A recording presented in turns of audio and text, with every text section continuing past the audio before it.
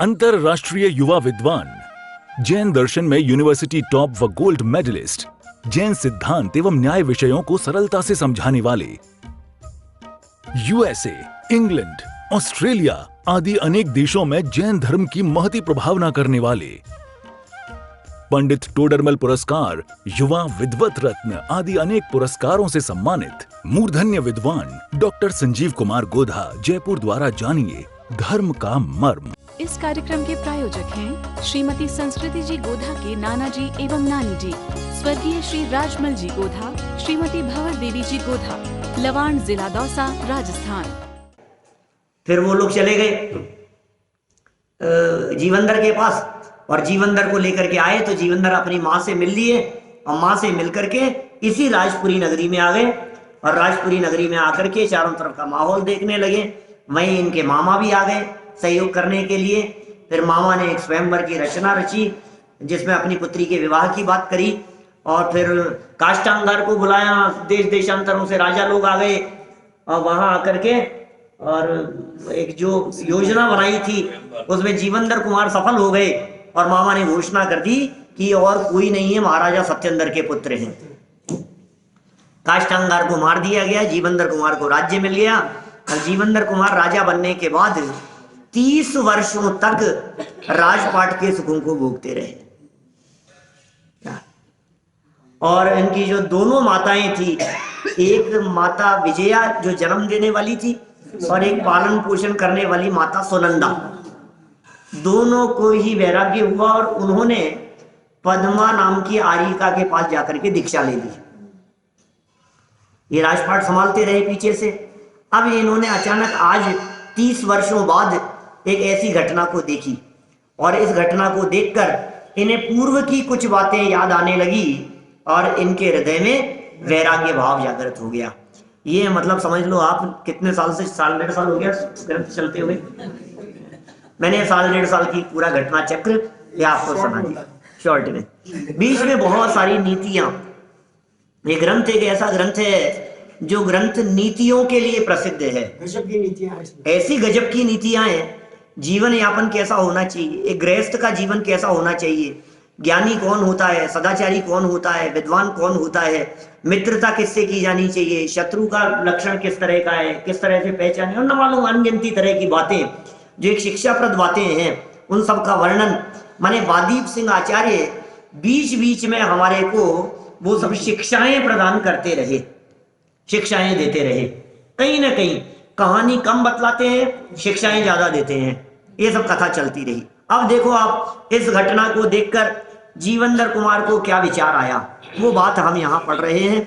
28 number श्लोक अभी हमने पढ़ा और इस श्लोक का अन्वयार्थ देखिए संस्कृत छोड़कर। यह वनपाल मेरे समान है। तो अब देखो उससे तुलना कर रहे हैं, वनपाल को देख करके अपने को देख रहे हैं। वानर काष्टांगार के समान है बंदर, और राज्य पनस फल के समान है, कटहल के समान है। इसलिए यह राज्य मेरे द्वारा ही छोड़ने ही योग्य है, मेरे ही द्वारा छोड़ने योग्य है। देखो कैसा रूपक बना लिया उन्होंने, क्योंकि बंदर ने एक कटहल का वृक्ष छीनकर या वृक्ष से तोड़कर फल, कटहल का फल वो बंदरी को प्रदान किया, तो और उस बंदरी के हाथ से वनपाल ने छीन लिया। था तो वनपाल का, क्योंकि वो जंगल का, उद्यान का रक्षक था ना, वो तो फल तो उसी का था, वो वहां का मालिक था। लेकिन बंदर ने चूंकि ले लिया था तो उससे पुनः वनपाल ने उसे छीन लिया और ये जो फल है इस फल को राज्य की उपमा दी। और बंदर जो था वो काष्टांगार, राज्य तो मेरा ही था लेकिन काष्टांगार ने छीन लिया था तो उसे मैंने वापस प्राप्त कर लिया। बोलो, लेकिन भाई धिक्कार है इन सब अवस्थाओं को। क्या ये क्या जगत में, संसार में छीना झपटी मची रहती है। कभी कोई मालिक बन जाता है, कभी कोई और मालिक बन जाता है, मालिक बदलते चले जाते हैं और वस्तु, जमीन, जायदाद, मकान, प्रॉपर्टी ये सब जहां की तहां पड़ी रहती है। फिर कोई नया व्यक्ति आता है और वो मालिक बन करके कहता है कि ये तो मेरा है, मैं इसका मालिक हूँ। फिर वो चला जाता है, फिर कोई नया आता है और वो कहता है कि मैं इसका मालिक हूँ, ये सब तो मेरा है। सब अपना अपना कहते हुए चले जाते हैं, लेकिन यह धन किसी का होता नहीं है। धन धरा का है, धरा पर ही धरा रह जाएगा, और मुट्ठी बांध कर आया था और कर पसारे जाएगा, हाथ पसारे जाएगा। धन यही का है, आया तो मुट्ठी बांध करके था और जाएगा खुले हाथ में। ये विचार कर रहे हैं काष्ठांगार की दशा का, राजा सत्येंद्र के बारे में, अपने जीवन के बारे में, और पुनः मैंने किस प्रकार से राज्य प्राप्त कर लिया उसके बारे में। भाई सार्थकता तो इसी में है, ये राज्य मुझे से छीन लिया जावे उससे पहले मैं राज्य को छोड़ दूं। देखिए ज्ञानी विद्वानों ने शास्त्रों में इस प्रकार के उल्लेख किए हैं कि भाई सुन, या तो तू सीधे सीधे घर छोड़ करके निकल जा, दीक्षा ले ले, नहीं तो फिर तुझे आड़ा करके निकाला जाएगा। क्या माने, यदि तू सीधे सीधे इसको छोड़ देवे, दीक्षा ले लेवे वैराग्य परिणाम लेकर के, तब तो उचित ही है, अपने इस जीवन को सफल सार्थक करेगा। और यदि नहीं करेगा तो फिर चार लोग मिलकर तुझे आड़ा करके निकालेंगे और सब मिलकर के तुझे वहां ले जा करके छोड़ आएंगे जंगल में, घर से दूर। हाँ, माचिस लगा देगा। तो खैर इन सब बातों के बारे में जीवनधर कुमार विचार कर रहे हैं कि कोई दूसरा हमें छोड़े उससे पहले हम इसे छोड़ देवें, ये जगत के संयोग हमसे छूटे उससे पहले हम ही इन्हें त्याग कर देवें। आप जानते हैं सन्यास किसे कहते हैं? आप जानते हैं समाधि मरण क्या होता है? एक समाधि मरण के ऊपर एक विशेष संगोष्ठी का आयोजन था अपने जवाहर नगर मंदिर में। विमल सागर जी महाराज के समाधि के प्रसंग पर रखा था स्यादवादमती माता जी ने, तो उसमें बुलाया था मुझे भी मुख्य वक्ता के रूप में। तो समाधि मरण के संदर्भ, उसके बाद में तो बहुत चिंतन किया, तो वहां मैंने बात कही कि बड़ा आश्चर्य हुआ। माता जी स्यादवादमती माता जी थी और उनके संघ के थे सब, अपने एन के सेठी जी वगैरह और भी सारे बहुत सारे लोग थे। तो इतना आश्चर्य, मैंने कहा कि समाधि किसका नाम? देह छूटने के पहले देह के प्रति अपनापन छूट जावे, देह न छूटे और देह के प्रति अपनापन छूट जावे, फिर होने वाले मरण का नाम है समाधि मरण। और अपनापन तो न छूटे और देह छूटे, इसका नाम है मरण। मरण और समाधि मरण में क्या फर्क है? फिर उसके बाद में तो इस विषय के ऊपर खूब अध्ययन किए। फिर तो अपन ने यहाँ समाधि मरण के ऊपर चलाया भी था प्रसंग, 17 प्रवचन है उस पे, 17-18 प्रवचन है गुमानी राम जी वाला। कल गुमानी राम जी पर चर्चा की थी अपन ने विस्तार से, गुमानी राम जी के मंदिर में ही कल प्रसंग चला था। फिर ये हाईकोर्ट, राजस्थान हाईकोर्ट का जब प्रकरण चला तो हमने वकील साहब के साथ में बैठकर, आपके दौसा के वकील साहब सुधीर जी हो चाहे हेमंत जी सोगानी हो, उनके साथ में बैठ कर हमने पूरी उसकी योजना तैयार की और पूरा ग्रंथों को पढ़ करके, दो ही विद्वान थे उसमें, एक मैं था और एक आनंद जी थे विद्यापीठ से, हमने मिलकर के पूरी योजना तैयार की समाधि मरण के संदर्भ में। तो समाधि किसका नाम बोलो? तो समाधि किसे कहे हम? कि भाई अपनापन टूटे पहले तेरा, ये पहला काम है। देह के प्रति अपनापन टूटे, संयोगों के प्रति, परिवार के प्रति, धन दौलत वैभव के प्रति, उनके प्रति अपनापन अंदर में टूटा। अब उसके बाद जब भी जैसा परिस्थिति के अंदर जो मरण होगा, उसकी जो प्रक्रिया भगवती आराधना आदि ग्रंथों के अंदर जिस तरह से विस्तार से वर्णन करके बतलाई है, वो विधि पूर्वक मरण के लिए नहीं, मरण की इच्छा हो तो उसका नाम समाधि मरण नहीं है, और जीने की इच्छा हो तो उसका नाम भी समाधि मरण नहीं है। जीने की हो न वांछा, मरने की हो न इच्छा, परिवार मित्र जन से मैं मोह को हटाऊं। ये वो स्तुति है, दिन रात मेरे स्वामी मैं भाव बनाए भाव, उसकी पंक्तियां हैं। जीने की हो न इच्छा और मरने की हो न इच्छा। जीने की भी इच्छा नहीं और मरने की भी वांछा नहीं। बोलो ये कैसी कैसी स्थिति होगी। मेरी भावना में बोलते हैं रोजाना, किसका ध्यान जाता है? कौन ध्यान देता है पंक्तियों की तरफ? पाठ कर जाते हैं, समूह रूप से सब बोल जाते हैं, लाखों वर्षों तक जीऊं या मृत्यु आज ही आ जावे। तैयार हैं आप इसके लिए? मृत्यु आज ही आ जाए, आप इसके लिए तैयार हैं? आपने कमर कस रखी है? नहीं नहीं नहीं, अभी तो इतने सारे काम बाकी है, अभी तो ये सब व्यवस्थाएं बाकी है। क्यों सुदीप जी साहब? अभी तो माइनॉरिटी की व्यवस्थाएं सारी सब देखनी है, कुछ काम हो जाए। मंदिर की व्यवस्थाएं हैं, यहाँ की व्यवस्थाएं हैं, समाज के काम है, क्या क्या लगता है साहब? अरे नहीं नहीं, अभी आ जाए, अभी एक बार सूचना तो दे दूं घर पे। मैं यहाँ आया हुआ, अभी तैयार है क्या आप इसके लिए? इसका नाम समाधि की तैयारी है। हमें कोई दिक्कत नहीं है, मैं हजारों लाखों वर्षों तक जीऊं तो भी मुझे कोई प्रसन्नता नहीं है, और यदि मैं मर जाऊं अभी ही तो मुझे किसी तरह की कोई खेद खिन्नता नहीं है। इस तरह के परिणामों का नाम समाधि मरण है। ये समाधि की भावना, समाधि की तैयारी, ये वैराग्य में परिणाम। और सच में जगत के स्वरूप को यदि आप देखेंगे तो वैराग्य हुए बिना नहीं रहेगा।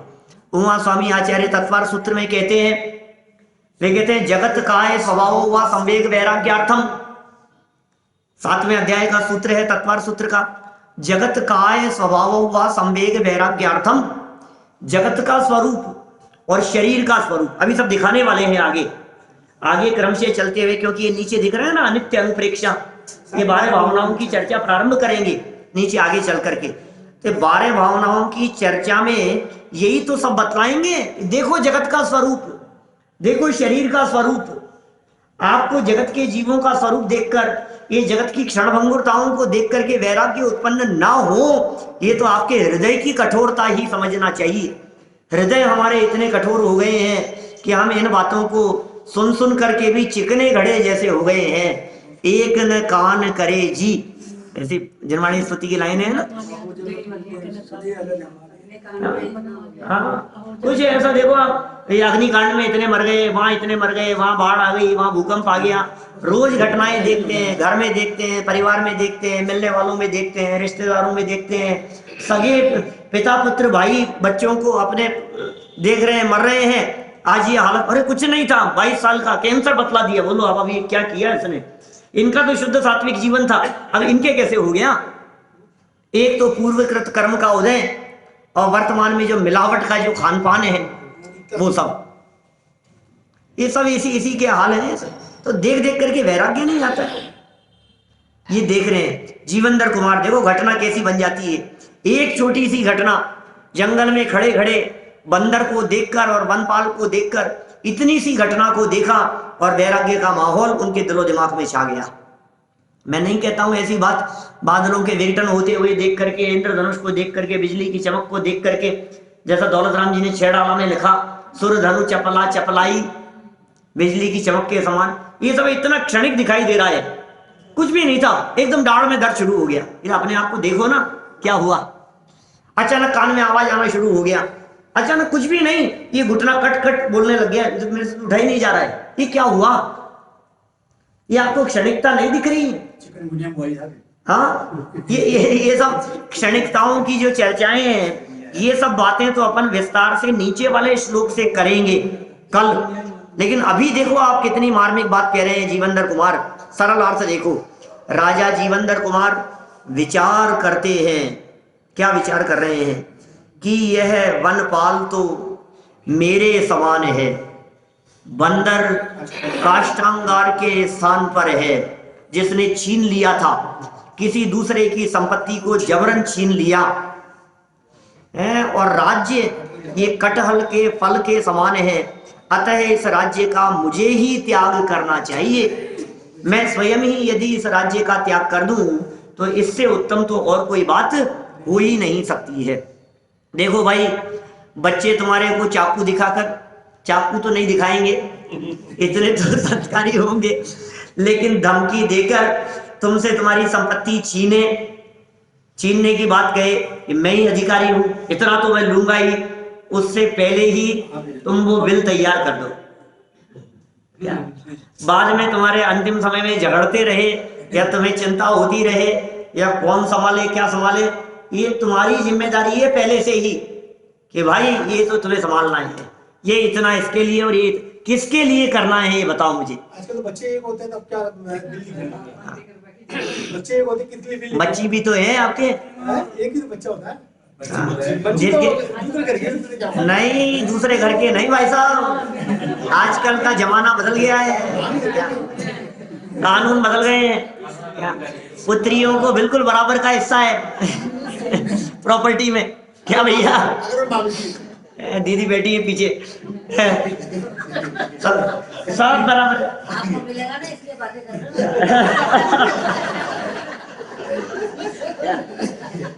बहुत मामला बड़ा, ये जो कानून है ना आज के समय में ये बड़ा खतरनाक है।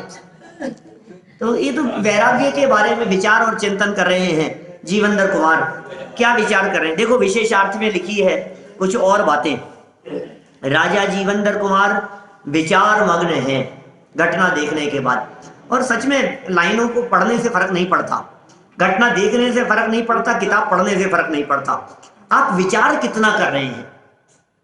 श्रीमद राजचंद्र जी साहब की पंक्तियां हैं, कर विचार तो पाम, विचार करेगा तो प्राप्त करेगा। पुराने कवि हैं हिंदी साहित्य में बहुत, उनने इस तरह की पंक्तियां लिखी, बिना विचारे जो करे सो पीछे पछताए, काम बिगाड़े आपनो जग में होत हंसाए। किसकी? वृंद कवि की है, मास्टर साहब पढ़ाते होंगे, हेड मास्टर साहब ने। तो देखो आप, बिना विचारे सारे काम बिना विचार किए हुए, पाठ कर रहा है तो बिना विचार किए हुए, पूजन कर रहा है तो बिना विचार किए हुए, भक्ति कर रहा है तो बिना विचार किए हुए। जो टोडरमल जी ने मोक्ष मार्ग प्रकाशक पेज नंबर 220 पर जो घटना और जो पूरी परिस्थितियां लिखी है, जगत के जीवों का जो चित्रण किया है 220 नंबर पेज पर, ऐसा खुला चित्रण किया है साहब एक पेज पर, आप कल्पना नहीं कर सकते हो। भक्ति करने वाले, पूजन करने वाले, व्रत करने वाले, उपवास करने वाले, तीर्थ वंदना करने वाले, दान देने वाले, शास्त्र स्वाध्याय करने वाले, दर्शन करने वाले, एक एक व्यक्ति की जो अंतरंग परिणति का जो चित्रण किया है, मुख से पाठ आदि बोलता है भगवान के दर्शन करते समय, दृष्टि घूमती रहती है और मन को फिराता नहीं। क्या कौन आ रहा है, कौन जा रहा है, कौन क्या कर रहा है, भगवान सामने विराजमान है और निगाह दूसरों की तरफ जा रही है। अर्घ भगवान को सामने चढ़ाना है और पास में आए हुए व्यक्ति के हाथ में, लो साहब तुम भी चढ़ा लो। क्या मैंने ऐसे ऐसे चित्रण किए। दान देता है तो अब जिस प्रकार अपनी यश प्रतिष्ठा हो, मान सम्मान हो, उस तरह से दान देता है। शास्त्र पढ़ने वालों तक की खिंचाई की है उन्होंने। शास्त्र पढ़ता है तो पद्धति से पढ़ जाता है, शास्त्र का जो भाव है, उसका जो मर्म है, उसे अपने अंतरंग में अवधारण नहीं करता। क्या फल मिलेगा बताओ मेरे को? करता तो भी सुना देता। माने क्रिया की तुलना में भावों का विशेष फल का है, सारा जनागम भरा पड़ा है इन सब बातों से। कल्याण मंदिर स्तोत्र में आचार्य देव कहते हैं, यस्मात् क्रिया प्रतिफलंती न भाव शून्य, भाव से शून्य कोई भी क्रिया फल प्रदान करने वाली नहीं होती है। तुम भावों को संभालो, तुम्हारे भाव कहाँ है। क्रिया तो सारे जगत को दिखाने के लिए भी होती है। 237 नंबर पेज पर कहते हैं टोडरमल जी साहब, वे कहते हैं 238 नंबर पेज पर, बाह्य क्रिया पर तो दृष्टि है और परिणाम सुधरने बिगड़ने का विचार नहीं है। अभिप्राय में जो वासना है उसका तो विचार ही नहीं। भाई सबकी दृष्टि क्रिया क्रिया पर है। अरे साहब इनके जीवन की क्रिया देखो, अरे भाई क्रिया तो देखी है, परिणाम देखो। क्रिया दिखती है ना सर, क्रिया दिखती है लेकिन फल क्रिया की तुलना में अनंत गुना ज्यादा फल परिणामों का लगता है। फल तो परिणामों का लगता है, आपके परिणाम कैसे? क्रिया परिणाम अभिप्राय बराबर। वो उसी 238 नंबर पेज से उठाइए और 238 नंबर पेज मोक्ष मार्ग प्रकाशक में जो लाइनें लिखी है, उन लाइनों को बेस बनाकर पूरी एक पुस्तक लिखी है पंडित अभय कुमार जी ने। देवलाली हैं आजकल कहते हैं। देखिए क्या कह रहे हैं, विचार की बात कह रहे हैं यहां। राजा जीवनधर कुमार विचार मग्न हैं। वे विचार करते हैं कि राज्य पहले मेरे पिताजी राजा सत्येंद्र के पास था, और सच्चाई तो यह है उनके पहले भी उनके पिताजी के पास होगा, उसके पहले भी होगा। और उनका कपट द्वारा नाश करके राज्य काष्टांगार ने छीन लिया। काष्टांगार ने राज्य छीन लिया। अब मैं बलवान हुआ तो काष्टांगार को मारकर मैंने राज्य पर अधिकार कर लिया। लो, पहले महाराजा सत्येंद्र थे, उनसे उन्होंने छीन लिया, काष्टांगार ने छीन लिया, और जब मैं समर्थ हुआ, बलवान हुआ, तो उससे पुनः मैंने छीन करके अपने अधिकार में ले लिया। मुझसे भी कोई बलवान उत्पन्न हो सकता है और वह मुझसे राज्य छीन सकता है। ये है जगत का स्वरूप। कोई मुझसे बलवान हो सकता है, कोई इनको छीन सकता है। अतः ऐसे नश्वर राज्य का त्याग करना ही श्रेयस्कर है। भाई देखिए, धन और संपत्ति के संदर्भ में सदाशिवदास जी कासलीवाल लिखते हैं, अपने यही जयपुर में काम किया उन्होंने बहुत। सदाशिवदास जी कासलीवाल, रत्नकरण श्रावकाचार्य की जिन्होंने टीका लिखी, दशनिका लिखी, वे क्या लिखते हैं? धन की तो 3 ही गति है, दान, भोग और नाश। 3 ही गति है। या तो तुम भोग लो, क्या, या फिर दान दे दो, नहीं तो नष्ट तो होना ही है। ये नष्ट हो जाएगा, कुछ काम नहीं आएगा, ये धरा रह जाएगा। ये कह रहे हैं ये नश्वर है, ये इसका त्याग ही श्रेयस्कर है। कैसे विचार आते हैं? देखो, जिनकी भली होनहार होती है उन्हें ही इस प्रकार के विचार आया करते हैं। ये विचार मग्न होकर के विचार कर रहे हैं कि ऐसे नश्वर राज्य का, नश्वर क्यों कह दिया? क्योंकि कभी कोई और कभी कोई, और अपना अपना कहते रहे। हम लोग नहीं कहते हैं अरे साहब ये हमारा ही मकान था, पहले यहाँ रहते थे हम, कि अभी तो इसमें रह रहे हैं, और फिर थोड़ा आगे चलता है कहता है अभी यहाँ शिफ्ट होने का विचार चल रहा है। भूत वर्तमान भविष्य कहाँ कहाँ इसका अपनापन दौड़ता है, अपना अपना अपना, ये तो मेरा ही है। अरे कौन सा किसका है? हर आदमी अपना कहता है। मैं आपसे पूछता हूं, ये ग्रंथ किसका है? बताओ, ये ग्रंथ किसका है? वादीप सिंह सूरी आचार्य कहें कि भाई ये मेरा लिखा हुआ है, व्याख्या करने वाले कहें कि ये मेरा है, ब्रह्मचारी यशपाल जी ने इसका अनुवाद और संपादन किया, वो कहें कि ये तो मेरा है, किताब छापने वाले प्रकाशक कहें कि ये तो हमारी है, हमने छापी है, बाइंडिंग करने वाला कहे कि ये तो मेरी बनाई हुई है, मैंने तो बनाई है। हर व्यक्ति इसे, जैसे मैं पुस्तक की बात कह रहा हूं, इसी तरह से ये शर्ट किसकी भाई साहब बतलाओ, ये टी शर्ट किसकी, ये जैकेट किसकी? कंपनी वाला कहता है मेरी, फैक्ट्री वाला कहता है मेरी, डिस्ट्रीब्यूटर कहता है मेरी, बेचने वाला कहता है तो मेरी दुकान की है, जिसने कपड़ा बनाया है, जिसने डिजाइन बनाई तो मेरी डिजाइन है, मेरा डिजाइन किया हुआ है, ये किस तरह से बनेगी। लोग इसे अपना अपना कह करके मर जाते हैं। सारे जगत का स्वरूप ऐसा है, हर वस्तु के संदर्भ में ये बात लागू होती है। ये कह रहे हैं भाई ये वस्तु हमसे छूटे उससे पहले ही त्याग कर देना श्रेयस्कर है। ऐसे वैराग्यमय विचार पुनः पुनः राजा जीवनधर के मन में उत्पन्न हो रहे हैं, और इन्हीं वैराग्यमय परिणामों के बीच चलते हुए उन्होंने 12 भावनाओं का, जिन्हें अनुप्रेक्षा कहा जाता है, उनका चिंतन करना प्रारंभ किया। किस प्रकार का चिंतन किया होगा उन्होंने? जीवनधर कुमार का चिंतन तो स्वयं का था, और वो चिंतन तो किसी को पता लग भी नहीं सकता है, लेकिन जीवनधर कुमार की मन स्थिति का विचार करते हुए वादीप सिंह सूरी आचार्य देव ने कैसे भावनाएं और चिंतन रहा होगा, उसे अनेक श्लोकों में बांटकर यहाँ 12 भावनाओं को प्रस्तुत किया है। इसकी चर्चा अपन कल फिर यहाँ आगे प्रारंभ करेंगे। अभी की बात को हम यही। इस कार्यक्रम के प्रायोजक हैं श्रीमती संस्कृति जी गोधा के नाना जी एवं नानी जी, स्वर्गीय श्री राजमल जी गोधा, श्रीमती भंवर देवी जी गोधा, लवाण, जिला दौसा, राजस्थान।